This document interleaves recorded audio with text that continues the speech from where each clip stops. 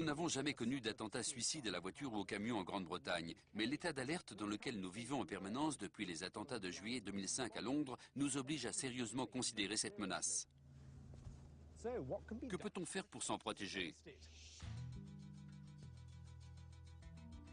Dans le cadre d'un programme permanent de recherche et de développement mené par le service de sécurité, le MI5, un certain nombre de fabricants proposent des innovations et l'essai de toute une série de systèmes. Voici la barricade auto-relevable Devon. Leur barrière à bras levant. Et un nouveau type de portail coulissant.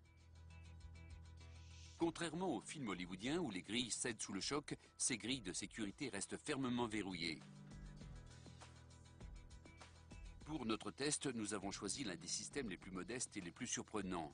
Il n'est habituellement jamais associé à l'innovation de pointe. C'est l'humble borne de sécurité. Celle-ci est fabriquée par l'entreprise ATG Access. C'est une entreprise britannique fondée par un ancien peintre et décorateur qui s'est intéressé aux bornes lorsque la voiture de son voisin a été volée. Déterminé à empêcher que cela ne se reproduise, il a développé un système de bornes de sécurité anti-vol dans son garage que l'entreprise vend encore aujourd'hui. Ils vendent maintenant des bornes plus importantes pour la protection des résidences de milliardaires et pour le contrôle d'accès au centre-ville. Des bornes qui sont télécommandées et se lèvent ou s'abaissent au signal d'un émetteur à bord des voitures et des bus. Ils affirment aujourd'hui avoir mis au point une borne de haute sécurité qui peut résister à l'assaut d'un camion malveillant. On ne peut pas vous révéler les secrets de fabrication qui rendent cette borne si solide, excepté que cela est dû aux matériaux spéciaux utilisés et aux mécanismes invisibles enfouis dans le sol.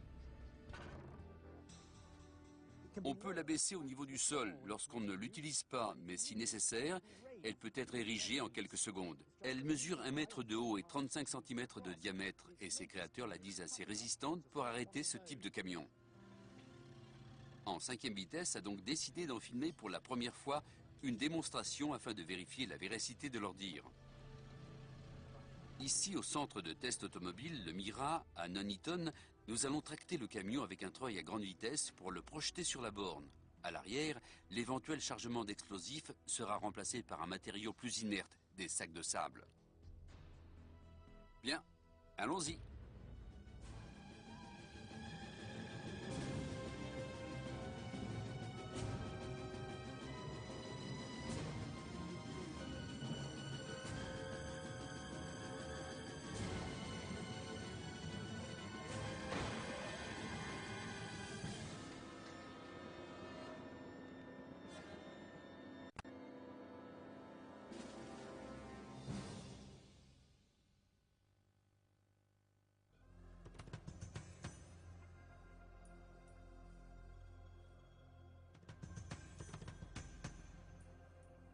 Le camion est stoppé net. Bien que la cabine et une pluie de débris soient projetées, il n'y a aucune chance qu'il aille plus loin après cela.